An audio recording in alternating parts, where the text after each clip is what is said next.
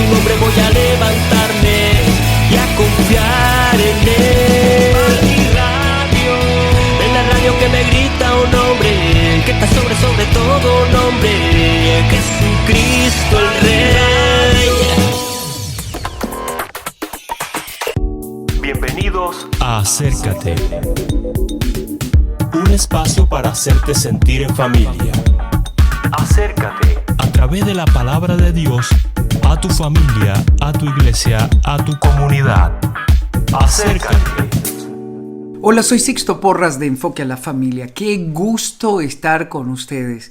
Y ahora quiero hablar de la familia en medio de la crisis. De ese valor que surge cuando nosotros enfrentamos las crisis. De esos momentos difíciles que en lugar de hacernos retroceder, nos hacen avanzar. Quiero utilizar de ejemplo la vida de David. Cuando siendo un adolescente enfrenta a Goliat, la descripción está ahí en 1 Samuel 17. Dice, los filisteos se reunieron para atacar al ejército de Saúl y se pusieron uno frente al otro. Un famoso guerrero oriundo de Gat salía del campamento filisteo. Su nombre era Goliat y tenía una estatura de casi 3 metros. Él se levantaba con su casco de bronce, su coraza. Usted imagínese, todo el mundo se veía pequeño. Goliat gritaba e insultaba a los israelitas. ¿Para qué están aquí ordenados en fila para la batalla? ¿No soy yo un filisteo y no están ustedes al servicio de Saúl? ¿Por qué no escogen a alguien que se enfrente conmigo, que sea capaz? Y lo voy a avergonzar y lo voy a matar. Cada mañana y cada tarde la amenaza venía.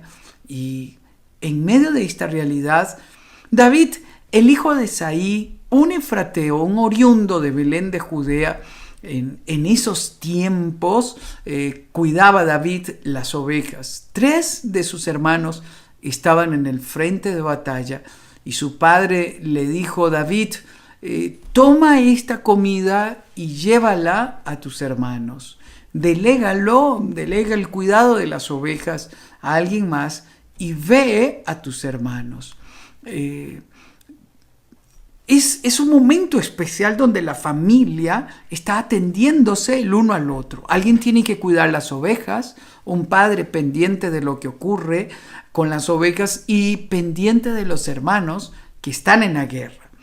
David cumplió las instrucciones de Isaí, se levantó muy de mañana, dice el verso 20, y después de encargar el rebaño a un pastor, tomó las provisiones y se puso de camino.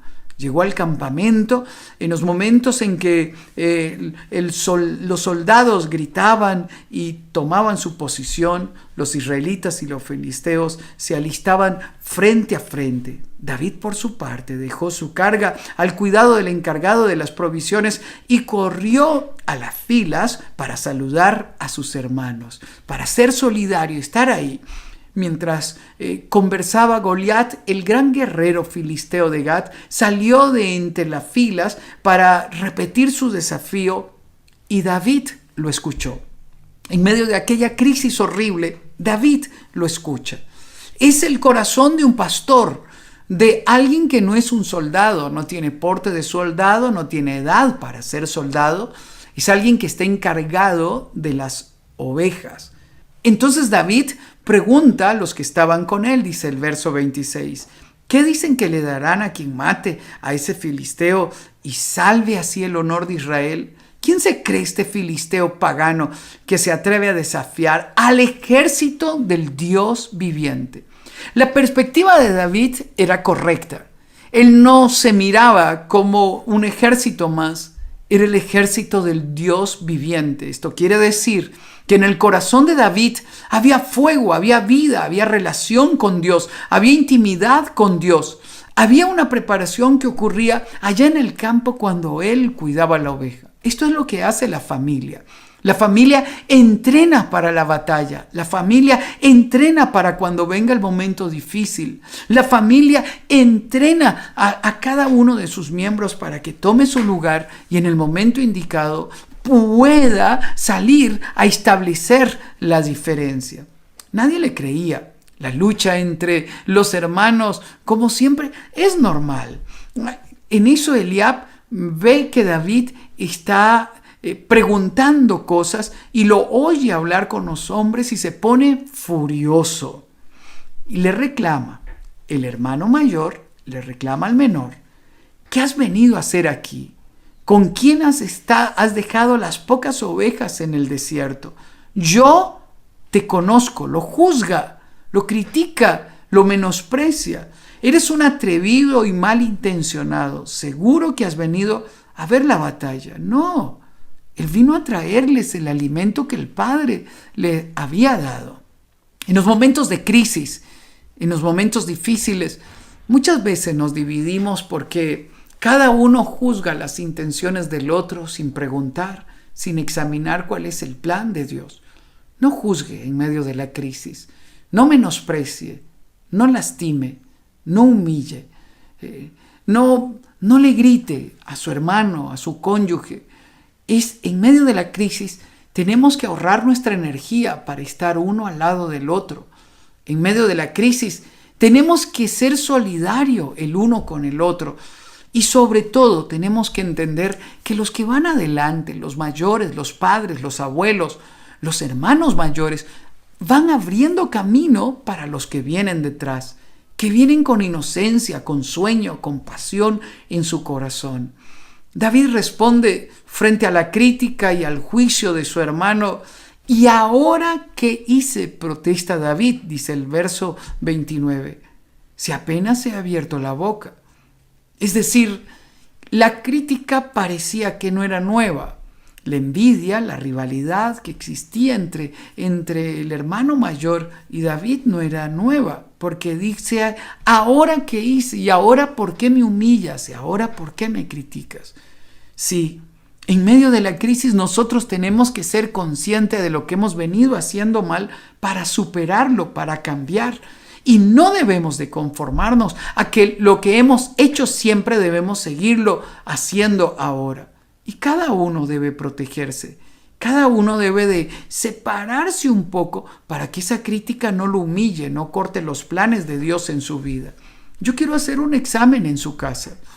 ¿Es usted un Eliab? Uno que está subestimando, criticando, humillando, menospreciando. ¿Sabe que la crítica en casa duele doble? ¿Sabe que el menosprecio en casa duele doble? Y que nosotros tenemos que tener mucho cuidado porque por el exceso de confianza nos damos la libertad de criticarnos el uno al otro.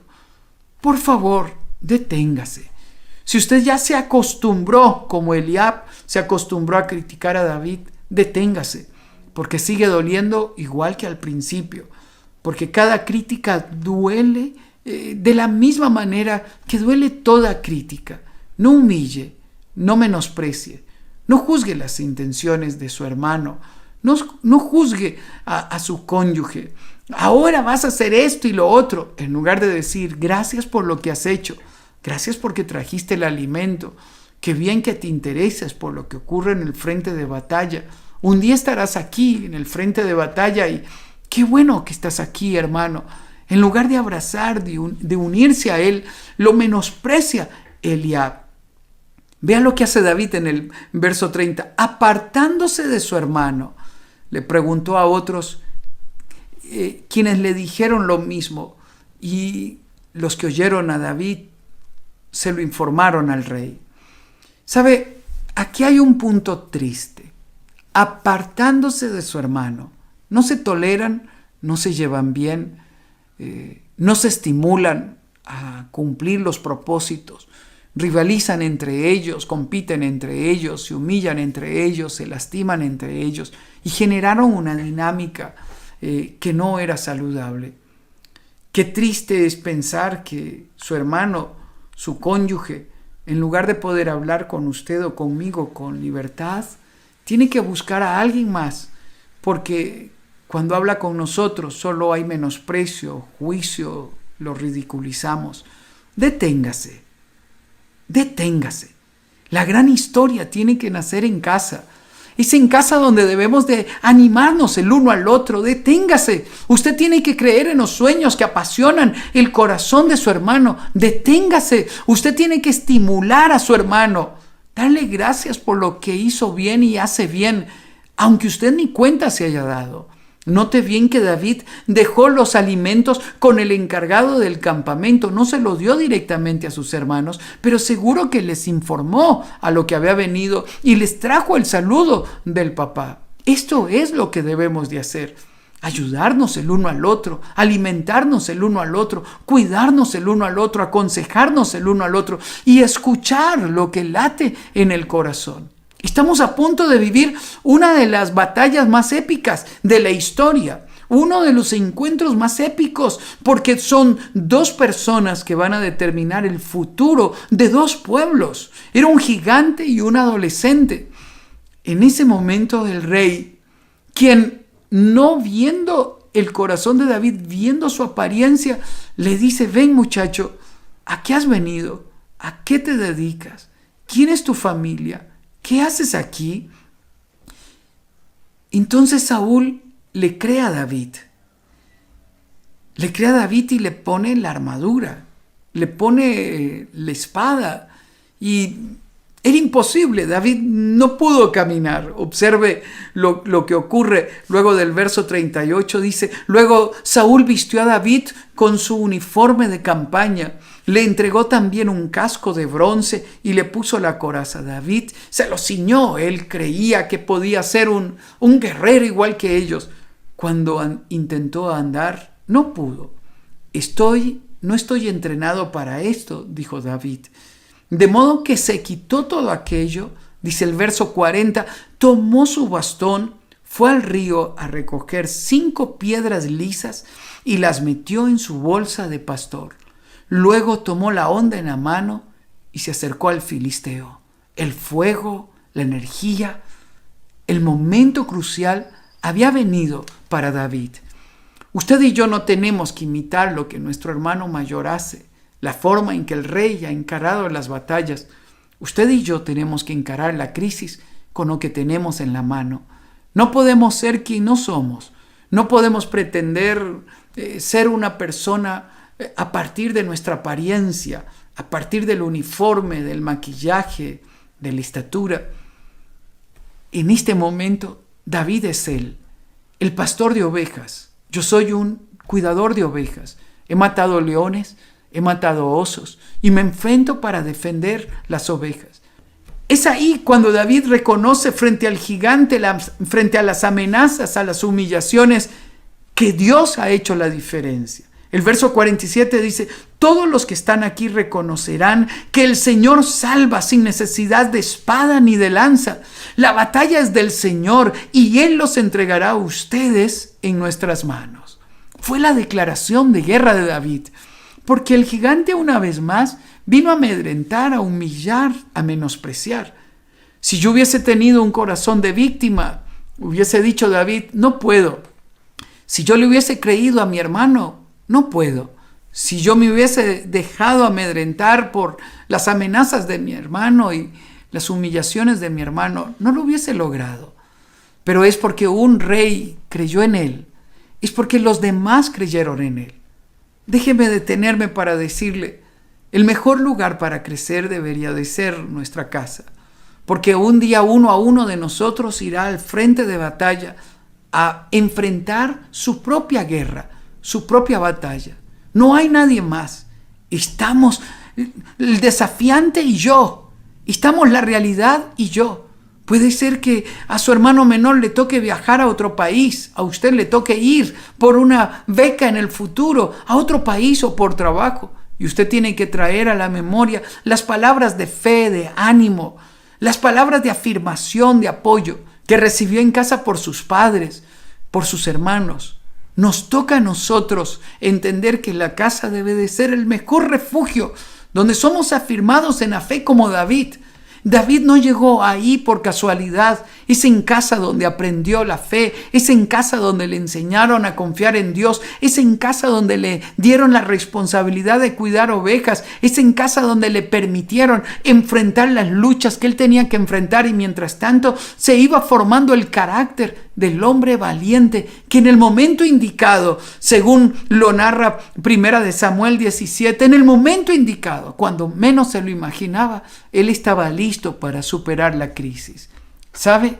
La ayuda de Dios va a venir de la persona que nosotros menos nos imaginamos. Y está en casa. Posiblemente sea nuestro hermano menor el que nos dé el consejo oportuno para salir adelante. Posiblemente el consejo para salir de la crisis lo tenga su esposa, y no podremos escucharlo si no tengo la humildad de detenerme para preguntar cómo se hace, qué ocurre, cómo salimos adelante. Dios nos ayude a que en lugar de vivir esta escena de hermanos que rivalizan, que luchan, que se critican, que se menosprecian, nuestro hogar sea el mejor lugar de refugio, donde podemos animarnos el uno al otro, donde podemos ayudarnos, donde podemos darnos la mano, donde podemos decirnos, lo vas a lograr, vamos a salir adelante. Porque vienen momentos cuando algunos de nosotros puede que tengamos miedo, y venga la palabra de ánimo de parte de nuestro cónyuge, de parte de nuestros hijos. No es malo sentirse vulnerable, no es malo sentir temor, pero es ahí donde la familia tiene que cumplir la misión de ayudarnos, de aconsejarnos, de fortalecernos el uno al otro. No rivalice, apoye, crea, anime, fortalezca, estimule la fe y la entrega de su hermano. Que Dios les bendiga, bendiga su vida, bendiga lo que emprendan y nos permita volver a casa para convertir nuestro hogar en el refugio emocional al que todos deseamos llegar. Que nos permita volver a casa para sustituir la crítica por el halago, para eliminar el menosprecio y tener palabras de afirmación, para ayudar a que los hermanos menores sean capaces de soñar los sueños de Dios, y que cada uno sea capaz de enfrentar las batallas que cada uno debe de enfrentar. Sí, hay momentos de verdad que vienen a nuestra vida, y lo que tenemos es una honda y 5 piedras, lo que aprendimos a utilizar mientras crecíamos en casa. Es mientras cumplimos nuestras responsabilidades en casa que se va forjando el carácter para que cuando venga la batalla estemos listos para hacerle frente y veamos a Dios. Y esta batalla solo se enfrenta cuando entendemos que venimos en el nombre del Señor de los ejércitos, que Él es nuestro defensor, el dador de vida, el que nos alimenta y el que nos ayuda. Un abrazo a la distancia, disfrute su familia y sea el que más estimule.